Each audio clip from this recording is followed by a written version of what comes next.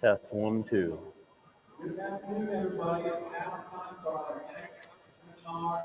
On stage right now, we have Mr. Alex Nagy and Mr. Bryan St. Please welcome to talk about tournament angling. Give a round of applause. Huh? Get it started. So this was a coincidence that we have the same sweatshirts on, number one. Yeah. I'm not trying to be twinning or anything today, but so tournament angling. I've been doing tournaments, running Twisted Cat for about 8 years. You've been running 6 years.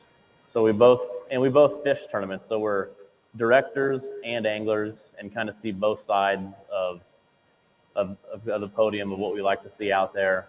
Learned a lot over the years, and our goal is obviously to grow the sport, which it has grown very rapidly. So I want to just kind of go over things that we've seen, answer some questions you have, whether it's about fish care or tournament partners, anything that has to do with tournaments. Hopefully we can answer those questions. Maybe start with fish care. Brian's really... Oh. All right. A little bit better. I'll let you kind of start with fish care and kind of what you've learned over the years. So is there any tournament anglers in the crowd here that fish with live? So you have live wells in your boat. So one of the things that we've learned, we've done a lot of testing and stuff, when it comes to fish care, the first thing you do before you can go to a tournament is cleaning the live well, keeping that live well clean. Because you can have algae stuff builds up and can actually hurt the fish. So I encourage people all the time to clean the live wells. One of the most important thing too is if you're out catching fish, and I've made this mistake for years, is you're in a tournament, a big tournament, small tournament, and you have an empty live well, and you just put a 60-pounder on the deck. And it takes 3, 4, 5 minutes sometimes to fill up that live well where your fish has just been through the biggest stress of fighting that fish, especially in the current. So it's important as anglers that we fill up your live well before you get started fishing and have that live well ready. There's some of the basic stuff that we start out doing. And then depending on temperatures and stuff, recirculation is important, oxygen is important. There's a lot of little things that go along with keeping fish alive, depending on temperature. For fishing tournaments in the summertime, it's a must if you want to take care of your fish to have oxygen on board. I mean, a lot of people say, well, my fish are fine when they get to the weigh-in, or the problem is how's that fish doing 48, 72 hours after it's released? Yep. And that's what we worry about more, because we're targeting trophy fish and naturally want to take care of these fish. So when summertime fishing tournaments, I'd encourage you to use oxygen. There's another thing, a lot of guys depend on bubblers, aeration, and if you're using live wells over 50 gallons, a bubbler that you buy at Walmart or aeration sprayers, they do absolutely nothing to take care of fish, nothing, but waste your battery power. So if that's all you're depending on is a bubbler, I had some anglers I fished against last weekend, some buddies of mine, and they use a bubbler. And they use an 80-gallon tank. Yeah. They said, we've never had any trouble. And that's fine. So a lot of anglers don't have trouble in cooler weather temperatures. But the bubbler's not doing anything. I have a tester that most biologists use. And you can, I can stick it down there. I can run a bubbler all day long. I can put 100 bubbles in there. And it doesn't, the ambient atmosphere only has 20% oxygen in it. So you're taking that and you're putting it through a bubbler. Well, most of the bubbles are really big. And the water column in a live well is really shallow, so it doesn't have enough time to dilute into the water to help these fish. That's why pure oxygen and good stones are very important if you're really wanting to take care of your fish. And you can tell in some of the tournaments that you had. Yeah, we see so many live wells, all year long, and there's just little things that we pick up on. I mean, I'm a big advocate of fresh water. I've seen some people open their live well lids and it looks like a sewage pond. Stinks.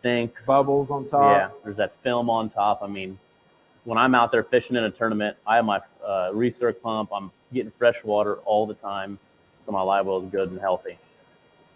Yeah, and that's important. So when you start catching fish and start loading the live well, you don't need oxygen at that time. You really just need to be running depending on your pump size. If you have a Sea Arc with these 1,600 gallons per hour, Yeah. there's 2 of them in there. That's plenty of pump size to recirculate the water and keep it clean. It's towards the end, if you're trailing an event or waiting in line to get your fish weighed in, that's where the oxygen becomes very important. Yeah. And keeping your live well fresh all day. Has anybody ever had these big fish throw up weird things in our live well? I mean, I've seen, as a director and an angler, I mean, I've seen gravel. I mean, lots of crazy things. I mean, you know, so when they're doing that, you want to get the fresh water. One thing I picked up on an angler, he had a pool skimmer. Yeah. So he was skimming his live well, whether it's corn or just whatever, and cleaning it that way too, just to help get that nasty stuff out of your live well. Yeah, because there's a lot of toxicities in that stuff that they're spitting up, and the gases that build up from the water and stuff. It's important too. A lot of people are putting vents. Kevin Parks has a vent, for like a Sea Arc. If you have a pedestal there, you take that pedestal off of it. There's a vent that'll help get the gases that build up on the top of that, between the water column and the lid, because it's been proven that those gases and toxicities are bad for fish during a tournament. Yeah, especially if you're not recirculating your water, keeping clean water in there. But if you have clean water and continue to, recirc, have oxygen, I mean, those fish are healthy. That's why we recommend you wear gloves or have a holder to hold on to those fish, because we've seen people get taken down. Yes. A lot here the last couple of years, a lot of guys have taken care of their fish better than they have in the past. They have oxygen in their live wells, big live wells, and it's kind of became comical at a weigh in. It is, yeah. The fish are slapping their partner, and it's really hard to hold on. I've seen a lot of hats getting taken off. We've seen Larry Muse bear hug and go back. Actually go down, yeah. So, but that's good. Yeah, that's good. That's good stuff. It's definitely, in my opinion, gotten better over the last several years. People are taking better care, so we can catch those fish again 1 year, 2 years, 3 years later, and continue to help grow the sport. Yeah. Anybody got any questions on? One time I did, and we got to talk about that with Steve Douglas sometime. I think that was somebody pushed me. That's a story for another time. I think somebody grabbed my foot when I was trying to put that fish back in. Yeah, but I think it was all a play on that. So the video cut out when I went in. So I think somebody had Steve's still laughing about it. And the water was a little chilly that day. The fish, really what happened is I leaned over. It was the first time in Steve's boat. There was some weight that way. I wanted to lay it down for like a nice video release, and that fish grabbed my right hand and turned, and I lost my balance. And in 1 second, I was holding onto the rod holder. A lot of people thought that was like a joke. I promise you it wasn't a joke. It happened quick. It scared me a little bit too, but had my boots on and everything. And then I fished, I think, in my underwear the rest of the day with my windsuit on and with Steve. So it was comical, fun day. Usually when I go out with Steve, there's always something happening. I fall out of the boat, run out of fuel, something crazy. So we were talking about that last night. Good question. I like that. Yeah.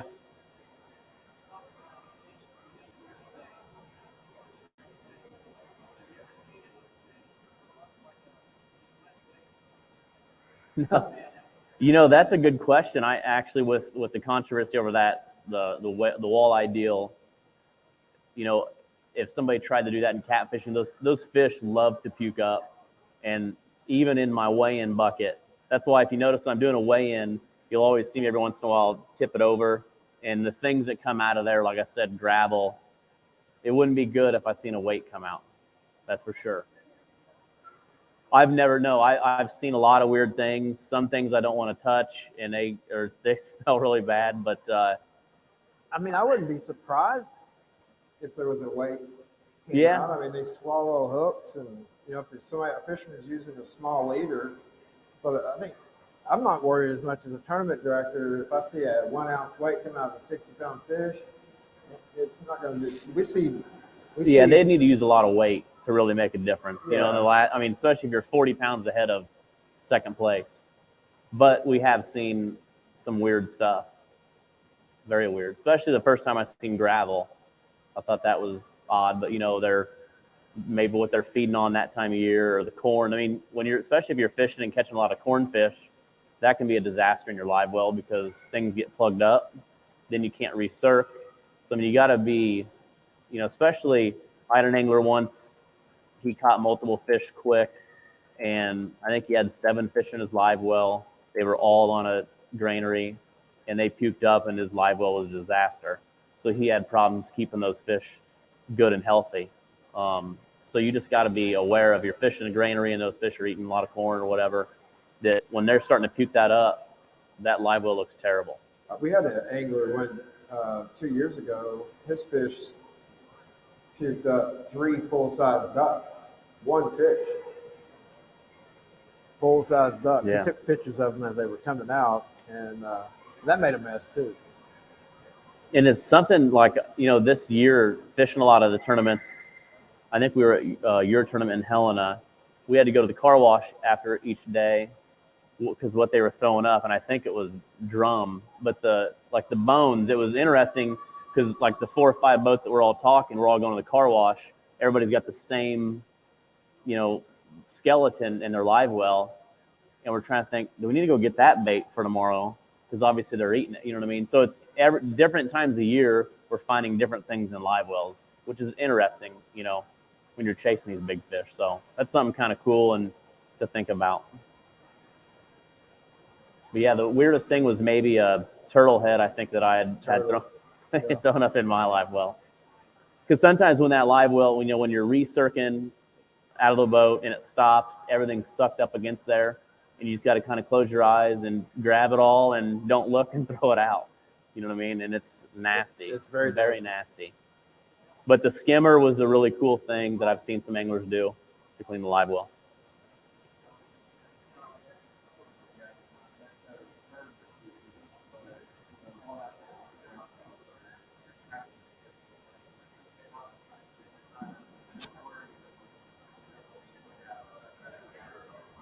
Say, I can't hear. So they said if you don't have a sweetheart boat or something like that, or a big live boat, you're in a John boat, and you catch something that could be a state record, what do you recommend that fish? As far as, so if you biologists, when they're transporting fish, so it's usually a gallon and a half per pound is the safest water size. Now, and when I say that, we realize that when tournament fishing, we have 165-pound weigh-ins. Naturally, those live wells aren't big enough, but that's why we have oxygen and all the stuff that goes along with it, because they'll deplete that much fish to deplete oxygen levels. So if you have a gallon and a half per pound, that keeps you at a safer level to transport a fish or something like keep it alive. Now, when I say that, if it's 80 degrees, 85 degrees, it doesn't matter. A lot of people think it's safer at night because it's cooler. Actually, when the sun goes down, the water oxygen depletes more. So when the sun's out, there's more oxygen in the lake. So you gotta be careful if you're transporting something, and if the water's 80 degrees, let's say you take a 100-pound catfish and put it in a 100-gallon live well. Within 30 minutes, he's depleted all the oxygen saturated in that water that was already there. And if you don't have something and that's in warm water. It gets a big difference when you get, let's say, 50-degree water in the wintertime. That 100-pound fish might not ever deplete that oxygen level in 24 hours. So it makes a difference on what time of year it is too. Yeah, huge difference on water temp.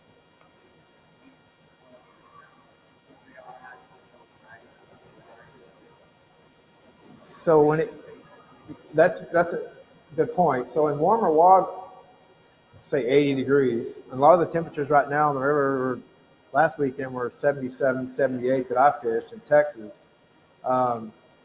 It helps with the stress level of the fish, but you don't ever want to change the temperature more or less than 10 degrees.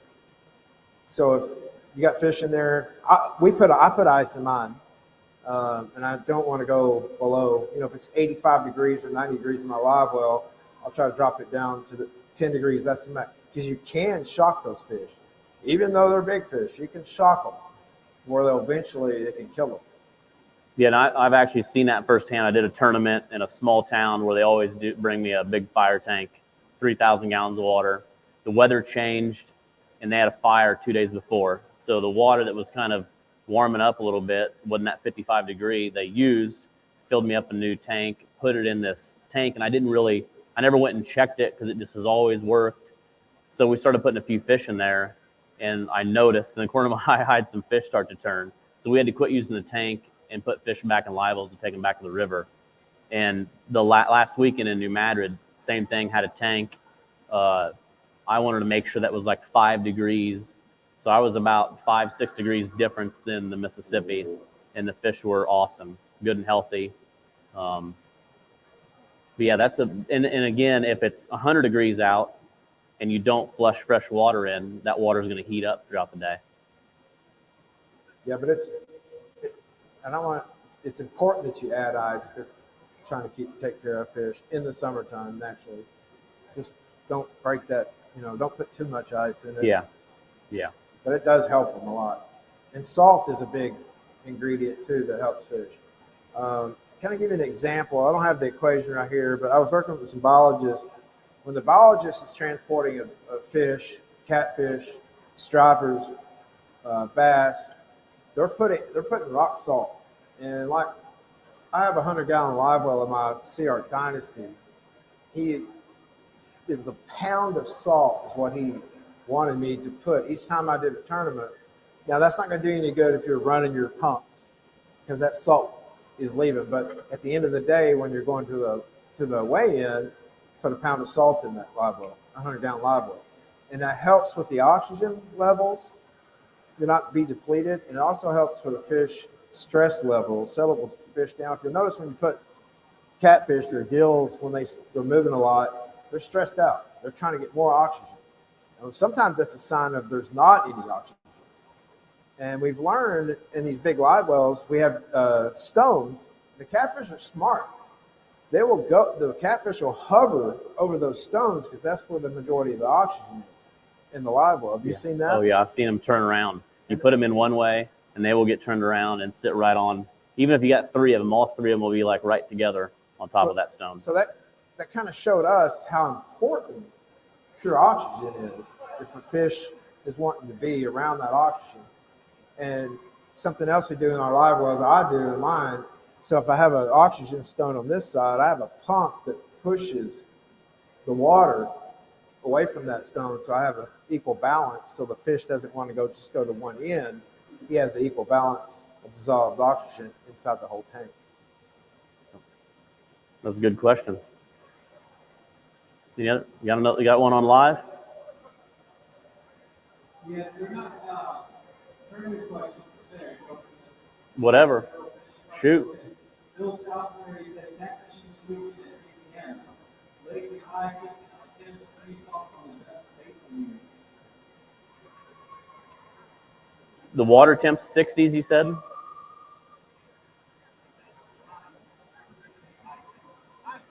High 60s. High 60s on a lake in Indiana.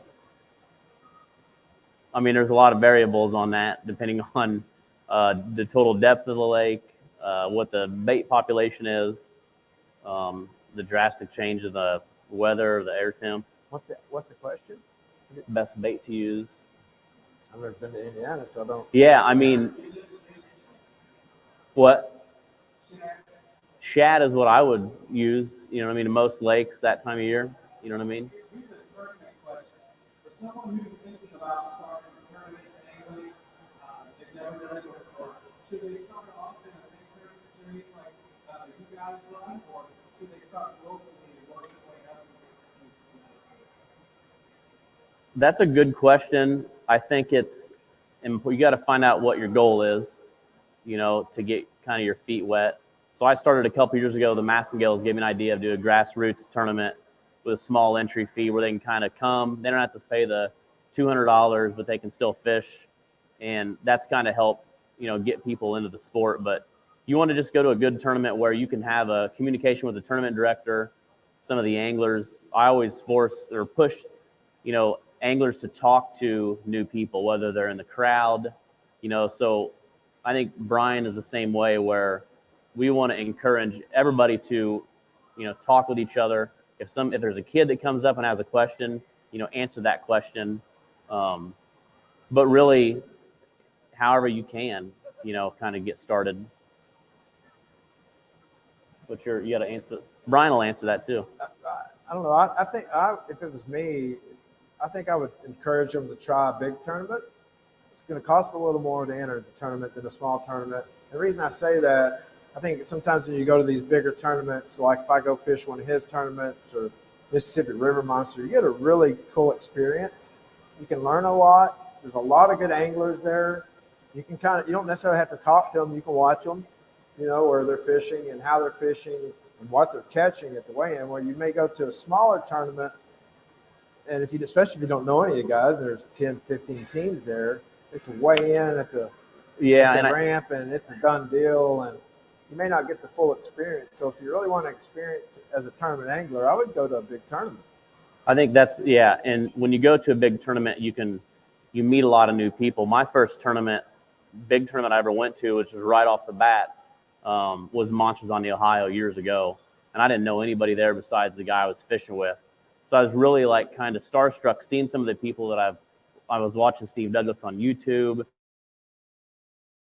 but you don't want to say hi, you know what I mean? You get that weird vibe, but you meet them and you get to talk to them, and all these people that you look up to are everyday people, you know what I mean? And they're just like you and me, and it's cool to experience that. But I think you're going to get a big experience when you go to a tournament that has seminars, meetings and stuff like that, where you can learn more about the sport and stuff, and it's not maybe kind of a small club, which is nothing against clubs at all. No. But just more people traveling all over the place, and you become friends. I mean, one of my best friends I met at Monsters on the Ohio, he was using he pulled up. I thought I was young back then. I'm 36 now, but back then it seemed like I was pretty young, and I seen another guy that was about my age, and I just went up and talked to him.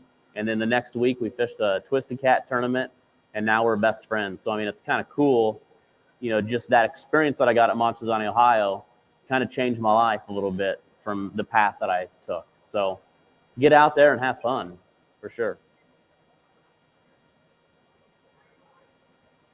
All right, tournament started here. We talked about keeping the fish alive, but to be successful in the tournament, I know you should make set goals, but successful, you catch fish, you weigh in, then you both did the same. What do you think a good start is? What are the things you have to have a successful tournament? Part of beginner and beginner. I mean, just what you got to be, positive what you're using. The very first tournament that I fished was in a 24-foot pontoon that I bought in high school. It went 12 miles an hour. I had like a 300-gallon stock tank.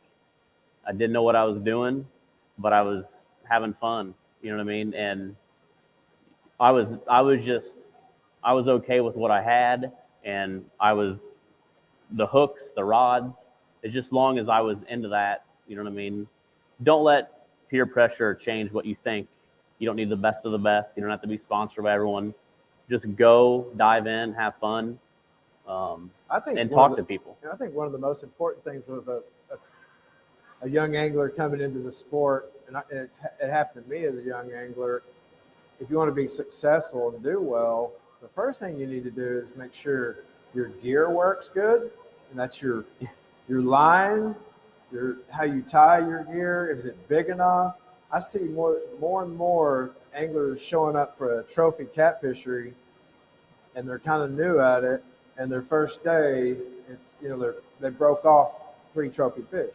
And it's more because they weren't quite ready and geared up for that. The last thing you want to do at a tournament is have stories about breaking off fish. And that's because you didn't tie your knot good, sharp hooks. That's the simple stuff that you can start off. Because when you catch that big fish, when you've got that gear to catch that fish, that's what's going to win tournaments. But you still make mistakes. You still make I've mistakes. got buddies that had a bad knot and, or whatever, but you're always going to make mistakes. You just learn and continue. But yeah, you got to trust your gear, whether it's something your grandpa gave you. As long as you trust it, you're going to make mistakes, and maybe you need bigger line or bigger hooks or different bait. But like I said, I've seen the best of the best lose that fish at the boat. I heard it last weekend for the first time. I heard one, they had it in the boat and it jumped back out of the boat, that's the first time I heard that. So that was a good one. Usually I lost it at the boat. It was a giant. I couldn't get it turned or whatever. I've heard them all. One, they went through the dam or they got hung up on a tree, but you're always going to hear that. But just try to work better and make sure things work where you catch that 100-pounder. Mr. Seth Negro, Alex Nagy at these live well additives. Do you recommend them? Do you think they work better than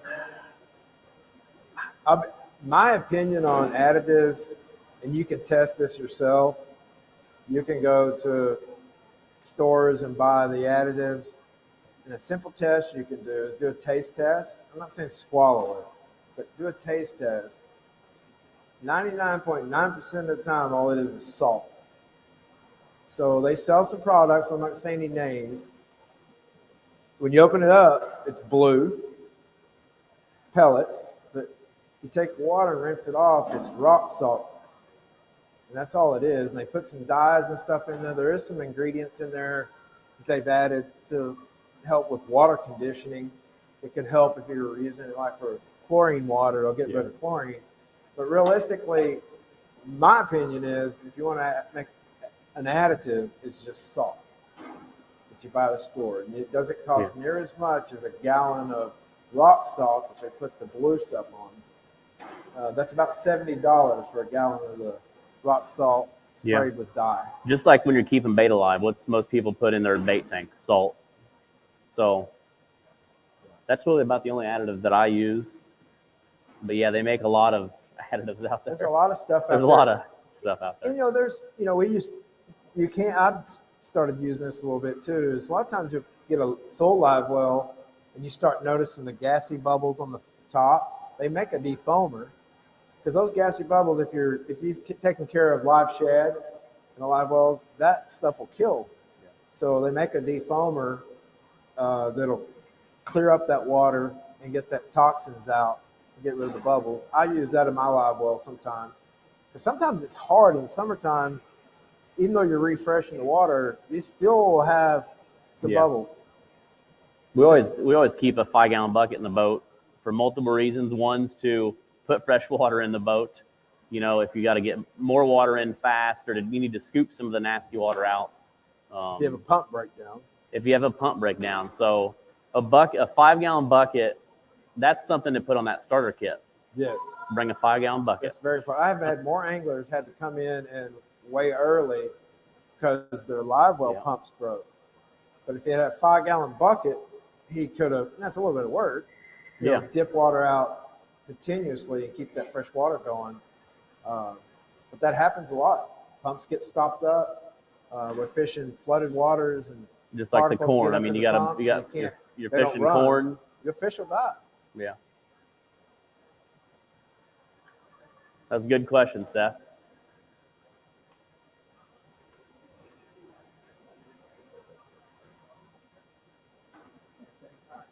There's a lot of do's and don'ts in everything, I'm sure. But what are the things that people just don't think about? And you see the biggest mistakes happening because they don't think about them. Like the simple things. You guys been around for a while. You see people that just forget things. Or they don't think about it until it's too late. What are some of those things? I think some of the bigger things that I see is you have a set of rules And if you don't really read through those, it may take several times to make sure that the basic stuff. I've seen guys, we have a 3-fish weigh in and they didn't read it and they had too many fish in the live well. Or fishing time started at 7 and they thought it started at 6:30 because the tournament they fished, a couple weeks earlier was. Just reading the rules, because the rules can get you disqualified quicker than anything. The little things, when you stop fishing at 3 o'clock, we had some tournaments are changing from 3:30, and I've gotten where I keep my rules for, if I'm fishing his tournament, MRM, whatever tournament I'm fishing, keeping it. But you did notes on yours, didn't you? You had. Yeah, I mean, sometimes we'll do notes, but even, last weekend, the same guy texted me probably 5 times just to make sure what time's fishing stop, how many rods, because some of the tournaments are different depending on the state that you're in. But just make sure you read the rules, because there might be a slot limit, or they might be 3 fish or 2 overs, 1 under, and that can get you. I don't want to disqualify anyone. I want everybody to go out and have fun. It's not fun disqualifying someone. So slot limit, if there's a small event like Lake of the Ozarks, we have a tournament, and it's a 5-fish limit. They have a slot 26 to 32, 26 to 30, whatever that slot is at the lake. No fish in between there, so you can have 3 under that slot, 2 over that slot. So I got to measure every fish that comes in. So if you're going to go to Lake of the Ozarks and fish a tournament, don't show up and then you don't have a ruler, because you're not going to know what that fish is. Don't use your leg or your rod. I mean, you need some sort of a ruler. And the first 2 years that I took Twisted Cat to Lake of the Ozarks, I think the first year I disqualified 20 boats. And most of them, they just didn't pay attention. They would bring in a fish dead in the middle of the slot. And then 3 years in, I'm not disqualifying anyone because everybody's starting to pay attention, and they're learning that. But whether it's a 3-fish limit, which you have some slots, or over under. Well, when we fished Milford Lake yeah, has a slot. We have done some slot lakes. And when you go into measuring, we also had difficulties. We've talked about this before. A lot of anglers are really push that point for what we call an under. So if it can't be over 34 inches, it can't be over 34 inches. So when you're measuring, as an angler, when you're measuring your fish on the bump board, it's important that you do it like the director is going to do it at the tournament. yeah. And sometimes we've learned, I think we talked about this. You go to Walmart and they sell plastic bump boards. Now get that, and when you're at the captain's meeting, ask the director if you can put yours up against the one he's using. I've seen them as far off as a 1/4 of an inch. Yeah. So think about, you've got, a good bag, but it's that 34-inch fish that you turn in is an 1/8 inch over on my scales, and it's a $20,000 purse. You bought a $10 ruler at Walmart. It's important to make sure those are the little things that you'll come across. You don't think it's important until it happens, and then some directors, they measure fish differently. Yeah, how you measure them too is important. Everybody, make sure you ask the director, hey, how are you going to measure it? On its side, on its belly, upside down? And then at Lake of the Ozarks, I showed how I was going to do it. I screwed my ruler down to a table, so if you wanted to come check your ruler, this is how it's going to be. You knew exactly. And you still get the stories that, well, my fish grew 1.5 inches in the live well, it was stressed, all that. I mean, it might have, but the fact is it's over. So, I mean, the line's the line, and it can't be over that. So that's just important. But back to the rules, you just got to follow them. And we actually got a standardized ruler for the most part. Yeah, and it's actually, Kevin Park's planer boards actually it's a registered stainless steel ruler we use, and I think you use, for measuring, and they're all exactly the same. What he uses is exactly like mine.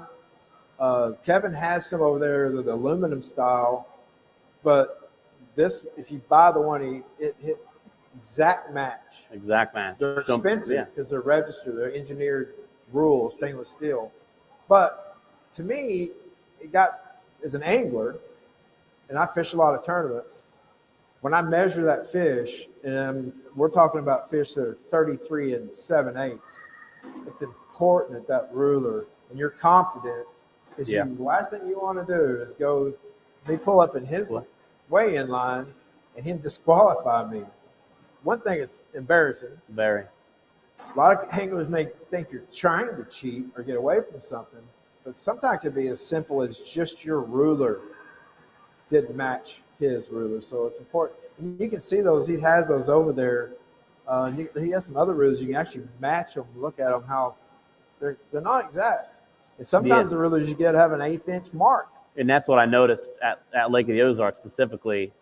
And I DQ'd a good friend of mine, and then he showed me his ruler, and it was off. So now, if you're going to go fish some of these tournaments that require measuring, look into a Kevin Parks ruler, because the CR tournament, my tournament, your tournament, most events now have gone to that, so you don't have to buy 5 different rulers.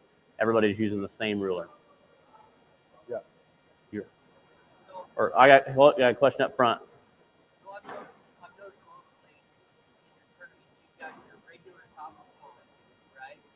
But I noticed last year there was a gentleman that got big fish 2 tournaments in a row with different locations.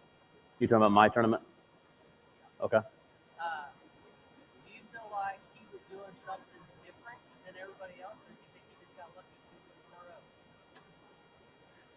From me watching him over the last couple of years, he's that good that he's got something figured out. Yeah, I mean, as a director, if I could pick, which I hate to do that, I mean, he would be on the top. I mean, he is very, very good. Yes. There's guys who are consistently in the top 10, like almost like every single tournament. What's the difference that you've noticed between those guys and then people who are good, but they're more middle of the pack, occasionally are in the top 10? What's the difference between those guys and the guys who are consistently up there? That's a good question. I always want to try to be in the top 10. I think something like, as an angler, one thing I do, and one maybe that I've learned as a director, is so many times I get a call or a text at 11 o'clock, have you weighed any fish yet? And I'm like, nope, not yet. And they haven't got a bite. So they have until 3:30, but at 11 o'clock, they're just like, I'm done. I ain't got a bite. I'm just done. And if you have that attitude, so many people just give up. And most of the tournaments that I've done well in, or other anglers that fish my trail, it's a 1 o'clock, it goes from 0 to hero. And those people that fish and don't give up, keep bait in the water, are always going to be consistent. If you go out there and you fish hard for 8 hours, whatever that tournament is, you might take a while, but I promise you're going to get good and learn things when you're just out there. Because if me and Brian are fishing against each other, and I go out and I'm fishing a sand flat and I don't get a bite that day, and he's fishing mud bottom with structure, and he weighs 142 pounds and I weigh 0. I go home and I talk to him and I learn. So I take that and I say, okay, well, the weather was doing this. This was the pattern. The water's dropping. Now I learned what I should have done. I didn't change. And a lot of people will fish the same stretch because their uncle's sister-in-law told them that they caught a fish at the sandbar 3 weeks ago, a 90-pound fish. So they'll go fish that thinking they're going to catch a 90-pound fish. But if you just got to stay at it. And all the anglers that are consistent, like you say, stay at it. And I mean, it's not that they're better than Brian or anyone else. It's just that they're out there. They've been doing it and they don't give up. Because I see a lot of people, 12 o'clock, they're going home. I fished his tournament, Alton tournament, and you get that feeling that it's you're done, right? So we have it in Alton. There's a lot of big fish that are weighed in, and at 12:45 we have a 10-pounder in our live well. Mentally, you're tired. You've been bumping all day. You start thinking about, let's just go to the house, let's go to the weigh-in, watch, drink a beer. But that's the time, to me, it happens more often than not. The championship last year at Cabela's, the second day. He's first, I'm in second place, and we're trying to beat each other, and the fish weren't biting and we talked at the ramp when it was over. Caught our fish within the last 45 minutes of the tournament before the bell rang. It was stressful. And caught good fish, but it just happens that way. And me and Charles at his tournament, I was almost ready to give up. Believe it or not, I've been fishing for 4 days, tired. But we didn't. We had, I think, 50 minutes left. and we got to check 8th place out of 106 boats when all we have is 10 pounds. But if it just, you get lazy sometimes, I think those anglers are always in top 10. They're the guys that are fishing solid. You'll never see them leave early. They may be late for the weigh-in and get disqualified, but that's because they fished as hard as they could down the last minute. Because it's a mental game. I've had a good year at Wheeler, a bad year at Wheeler. Actually, last Bama Blues, the first 20 minutes, 72-pound blue. And you're amped up and high-fiving, and it's awesome. And then the year before that, it's 11:30 in the morning. We ain't caught a fish. We're watching TikTok. We're kicked back. We're dragging. And then all of a sudden, boom, 70-pound fish. So now we're standing for the next 3 hours. Like, what do we got to do? We got to really change our game plan to catch big fish. So, I mean, it's a mental game, and you just got to stay in it because you don't want to just watch TikTok all day while you're dragging baits or whatever. And the mental, I'd say, is for sure. And, you talk about consistently, you see in the top 10. Something I've noticed here the last year or so is a lot of the guys that are just kind of getting into the sport, let's say 4 years into the sport, all of a sudden they're in the top 10 and consistently in the top 10. I think when I look at some of those guys, it's the time that they've put on the water. They put a lot of time on the water. They go to tournaments, big tournaments, small tournaments, and that's practice, and they learn. They're talking to other anglers. I know a lot of people don't like say, well, he's trying to get information from me, but it's really, that's a part of it, how these anglers learn. And once you get to that point, consistency, I'm not going to say his name, but now, he literally paid for a brand new Sea Arc this year off the last 3 or 4 tournaments. Yeah. And he wasn't in the winner's circle for a long time, but he was kept on, spends a lot of time on the water. He learned something. And when you learn that and you figure out how to do it, it's going to be more consistent after that as well. That's what I see in our lake tournaments too. That's a good question. Guys. Very good question. But yeah, I mean, there's some guys that I think have that, you know what I mean, that they can just go catch big fish. But some of them, I think, have figured something out. I don't know if it's the size of bait, the cut of bait, how they fish, but there's something. I mean, but more people there's a lot of people getting into the sport, getting good, and it's tough to get in the top 10 anymore. When I started 8 years ago, I was concerned that I could tell you the top 10 every tournament that I was going to have. And I was like, this is not going to ever change, the same top 10. And now, I mean, it's tough to get in the top 10 at a big tournament. I mean, you have some of the names that kind of fluctuate. You look at the Massengales, they've had a rough year. I mean, I talk to them a lot. They're awesome anglers, but sometimes you go in a slump, and they finish, I think, in the maybe 4th or 5th in my last tournament. Before that, they're like in the middle of the pack. Well, I've talked to him about it too, and I think this is important. Massengales have been in the game for a long time, fishing tournaments, and dominated. And he'll tell you that back when we dominated all tournaments, because they were really only fishing against 3 or 4 good teams. And now catfishing has grown. Now you're competing against 40 good teams or good anglers at any big tournament. Yeah. There's a lot of names on there. As an angler, I look at and think, man, it's going to be tough. These are all tough anglers to fish against, where 10, 15 years ago, it wasn't like that as much. No. But I think it's more because anglers have helped other anglers. And I help some guys. I know a guy that's won a couple of big tournaments this year that 3 years ago called me and asked me the best way to bump. I'm new at it. And now the guy's dominating on the river. I mean, dominating on the river. But he's practicing all the time. He's spent a lot of time on the water. And it's got him now where if you see his name come across, he's the guy to beat. Yeah. But it's just time you put on the water, I think, is very important. You can't just show up. Another thing, too, is I don't think you can just show up on Friday night to captain's meeting and expect to do well on Saturday if you didn't put any time in. And I'm not talking about fishing-wise. You can scan, look at waters, and see if you can find where these fish are, what they're doing. And they may not be doing the same thing on Saturday, so sometimes it takes a couple of days to find a pattern. Yeah.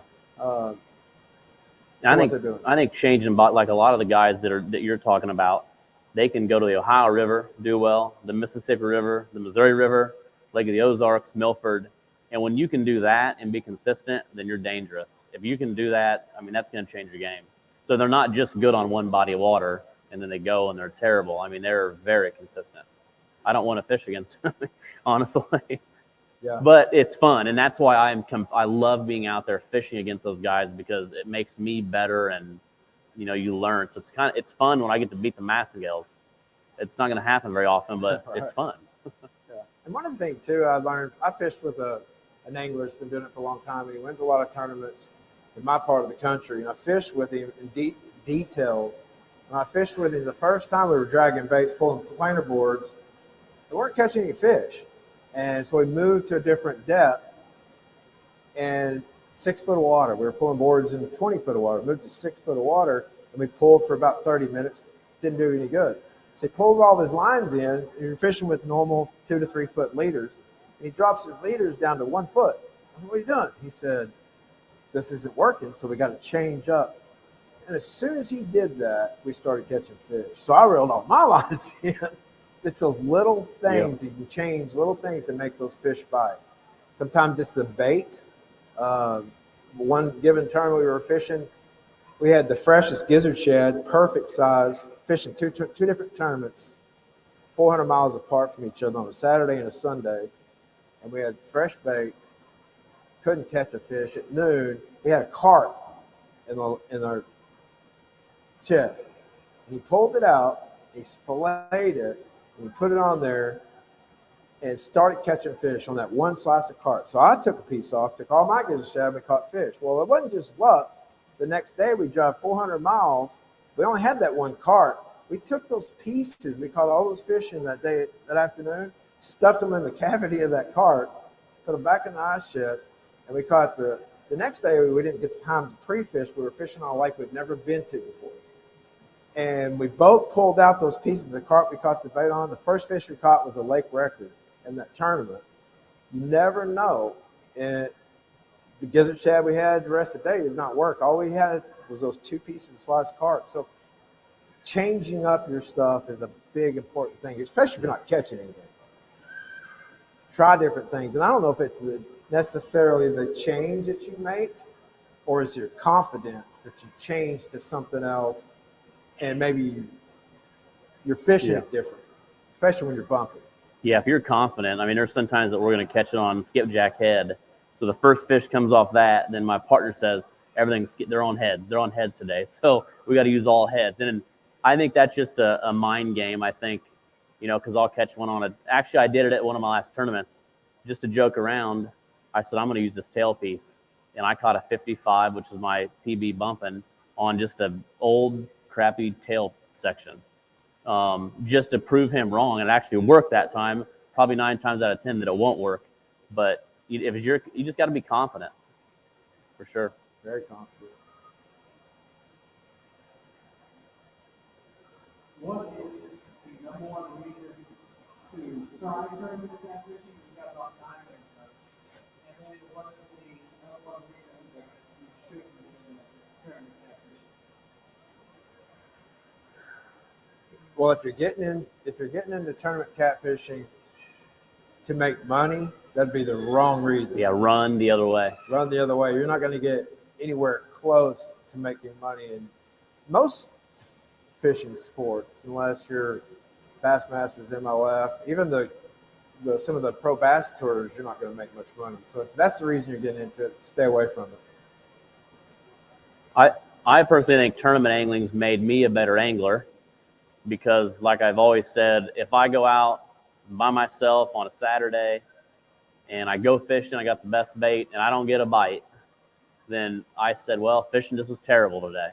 But you go to a tournament and you have a bad day, and Brian had the best day he's ever had, but he was just across the river fishing something different. But so you take that and you learn, well, all these guys that did well were doing this, using this bait, fishing this style. So tournament fishing can help you as an angler, help grow as an angler. I think it makes you a better angler. I really, truly believe that. And it's fun. And if you're thinking about fishing tournaments, then you must have some sort of passion to go out and do it. But don't do it for the money. Just do it for the love of fishing. And I don't know many people that have fished tournaments and not had a lot of fun if they really get in with the right crowd, and I love it. I bet a lot of my buddies a $20 sign bill whoever wins. So if I win first place, great. But as long as I beat Brian and he's got to sign which he signed it last night from last tournament, I'm going to hang that $20 bill on the wall. I'll remember in 20 years the first place that I won or the cash I won. Who knows where that went, but I'll remember that $20 bill, and that's enjoyable for me. That's why I love doing it. Yeah, I agree. That's the same thing. You know, the camaraderie as you travel around the country, if you start traveling and fishing tournaments, you know, now that we started hanging out at tournaments when we travel, going out to eat in restaurants, and that's that camaraderie and having a good time.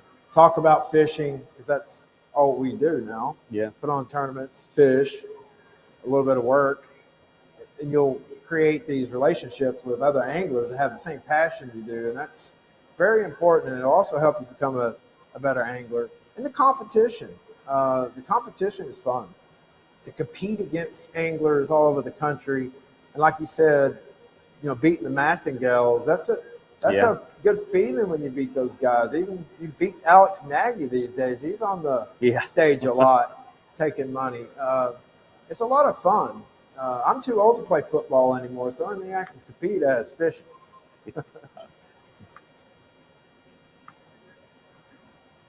Is there any more questions from the audience? One more. Is it a good one? What? Someday maybe I'm gonna try. Yeah, that was a good event. If I'm coming back to Glasgow.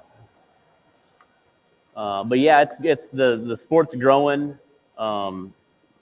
Twisted Cat's growing. My plan's to go bigger next year, more nationwide. Brian's growing. I just, it's crazy how fast the tournament world, which I think everything's growing.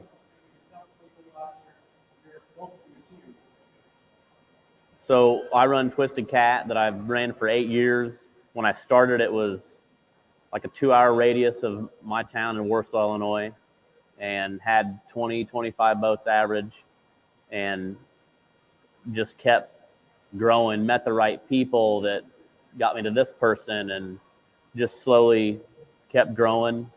And now it's just awesome. And now you've got Brian with his trail, and it's just the whole sport's on fire. I really believe. Yeah, when I started fishing tournament trails, there wasn't very many big ones going on, and it seems now if you look out there now, because I'm an angler, I like to fish. The reason I created Cat Masters is because we didn't have in my area, we didn't have a place to go. We had to, I fish the Mississippi River Monsters, which is 9-10 hour drive from me, or Alabama. I fished some of those tournaments. Texas really didn't have one, so we created that, and it grew from there. Now we have big tournaments, Kansas, Alabama, and we're growing even more, and we're trying some new stuff. I think he's gonna add more tournaments. We're probably gonna change, not get smaller, but bigger type tournaments. And different. Yeah, I think each year everybody's growing. So we all, a lot of us work together, which is good, and we want, any questions you have, always reach out to me or Brian or any of us, day or night. I get a lot of calls and questions about tournaments, and I'll answer whatever you got. Awesome. Well, thank you, fellas. Alex and Brian, round of applause. And I'm sure that they'll be willing to answer any questions you have after we get off stage for the next seminar with Kevin Ellenbecker at 4 p.m. So come on back and listen to Kevin speak. Ooh, well.